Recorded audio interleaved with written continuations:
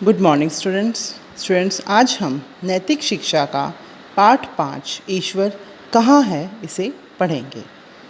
बच्चों, last video में हमने पढ़ा था कि माता, पिता और आचार्य ये तीनों गुरु कहलाते हैं, किंतु माता हमारा पहला गुरु होती है। माता जो भी शिक्षा देती है उसमें पिता का भी सहयोग होता है। जब विद्यार्थियों का, बच्चों का विद्यालय जाना आरंभ होता है, तभी से आचार्य का भी उत्तरदायित्व आरंभ हो जाता है। एक पुत्र अपने पिता से पूछता है कि पिताजी, परमात्मा को हम सब मानते हैं, वह दयालु है, न्यायकारी है, वह हमारे भले बुरे सब तरह के कार्यों को देखता है, उसी प्रकार हमें फल देता है। परंतु पिताजी, परमात्मा रहता कहाँ है, वह कैसा है? पिता ने अपने पुत्र से कहा, बेटा, परमात्मा सब जगह रहता है, वह कण कण में है, किंतु हम उसे अपनी आँखों से देख नहीं सकते।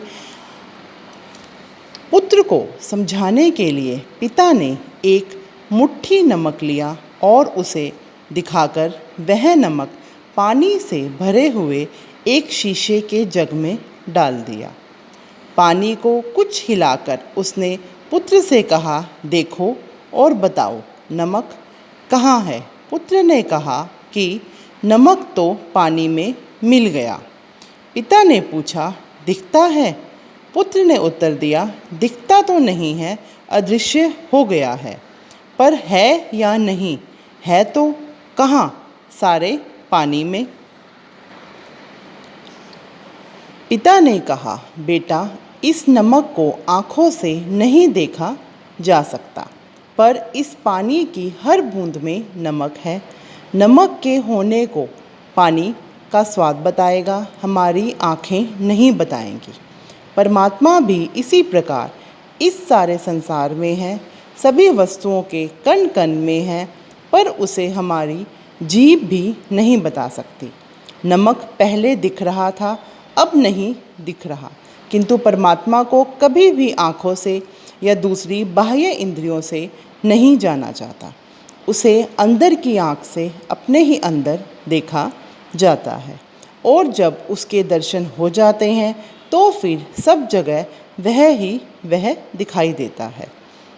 दही में घी है पर दिखाई नहीं देता, उसे निकालने के लिए दही को मथना पड़ता है। तिलों में तेल है पर दिखता नहीं, तेल पाने के लिए तिलों को पीलना पड़ता है। लकड़ी और पत्थर में छिपी आग को देखने के लिए उन्हें रगड़ना पड़ता है। इसी प्रकार हमारे अंदर तथा बाहर के संसार में उस परमात्मा को अंदर की आँखों से देखने के लिए योग की आवश्यकता है।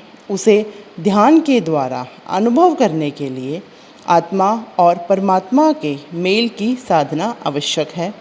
पिता के इस प्रकार समझाने पर पुत्र समझ गया कि सब जगह रहते हुए भी परमात्मा दिखाई क्यों नहीं देता और उसे कैसे देखा जा सकता है। बच्चों, अब आपने यह चैप्टर रीड करना है, उसके बाद इसके क्वेश्चन आंसर ट्राई करने हैं। Thank you.